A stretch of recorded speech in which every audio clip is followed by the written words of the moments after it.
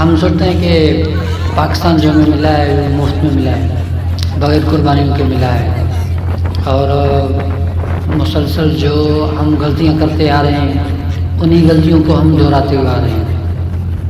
پاکستان کو آزاد ہوتے کتنا عرصہ ہوا ہے، لیکن پھر بھی جو ہے ابھی تک ہم اپنی منزل تک نہیں پہنچے۔ ابھی بھی پاکستان کی آدھی آبادی غلامی میں زندگی بسر کر رہی ہے۔ مفلسی کی غلامی ہوتی ہے، تکلیفوں کی غلامی ہوتی ہے، ہر طرح کی جو مسائل ہیں ان کی غلامی ہوتی ہے۔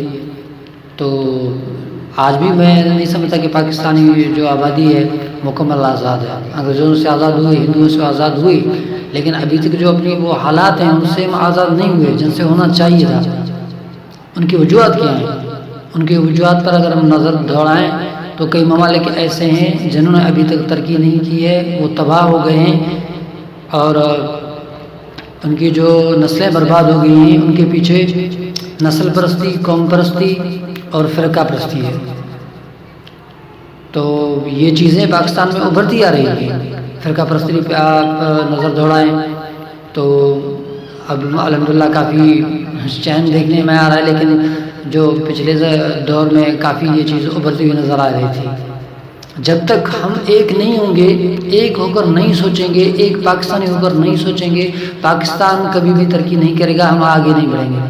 میں تو نہیں کہتا کہ پاکستان آگے نہ بڑھے، خدا کرے پاکستان ترقی کرے، اللہ کرے کہ پاکستان ایسی ترقی کرے کہ دیکھنے والے جل جائیں، دیکھنے والوں کا جل جائیں، ایسی پاکستان ترقی کرے۔ لیکن اس کے لیے ہمیں ایک ہونا پڑے گا، ہماری سوچ اجتماعی ہونی چاہیے، انفرادی نہیں ہونی چاہیے۔ مہاجر، سندھی، بلوچ، پنجابی، پختون، یہ جو ڈرامے ہیں نا اب ان کی قسطیں ختم ہونی چاہیے۔ ان کو بڑا ٹائم ہوا ہے، کافی ٹائم سے یہ ہم ڈرامے دیکھتے آ رہے ہیں، اور اس موضوع پہ جو یہ ڈرامے اب ختم ہونے چاہیے۔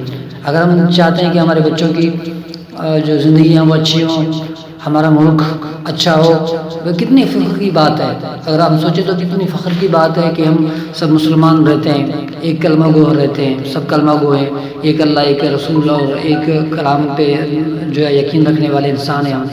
اور اس کے ساتھ ساتھ اللہ تعالیٰ نے ہمیں جو ہے وہ ایٹم بم رکھنے والا ملک دیا ہے۔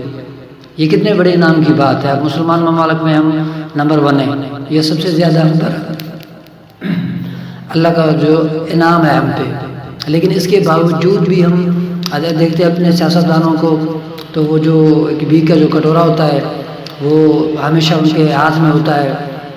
ایٹم بم، ایک ہاتھ میں ایٹم بم ہے اور دوسرے ہاتھ میں جو ہے نا ہم کشکول لیے پھرتے ہیں۔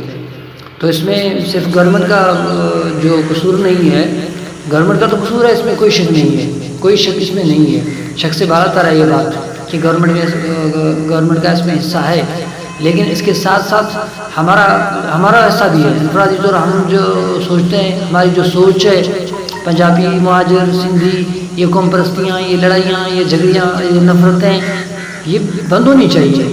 خدا کے واسطے یہ چیزیں بند کرو، اللہ کے واسطے یہ چیزیں بند کرو، اپنی نسل کے واسطے، اس ملک کے واسطے، ملک کی ترقی کے واسطے، اپنی نئی نسل کے واسطے۔ اب ہمارے بڑوں نے یہ دیکھی ہیں، ہمارے جو بڑے قبرستان میں انہوں نے یہ نفرتیں دیکھی ہیں، سہ لی ہیں۔ یہ سسٹم اب بند ہونا چاہیے۔ اس کے لیے ہم نوجوانوں کو سوچنا چاہیے۔ ہمارے جو نوجوان ہیں، ہمارے جو نوجوان طبقہ ہے، تعلیم یافتہ طبقہ ہے، ان کو سوچنا چاہیے کہ یہ اب چیزیں بند ہونی چاہیے۔ ان چیزوں سے اب جو ہے نا بالکل ہمیں اجتناب کرنی چاہیے، ایک ہو کر سوچیں۔ جو غلط بندہ ہے وہ کسی قوم کا بھی وہ غلط ہے، چاہے مہاجر ہو، پنجابی ہو، سندھی ہو، کسی بھی قوم سے وہ تعلق رکھتا ہو، غلط ہے، غلط کا ساتھ کبھی نہ دیں۔ یہ چھوڑیں، ہم پاکستانی ہیں، سارے پاکستانی ایک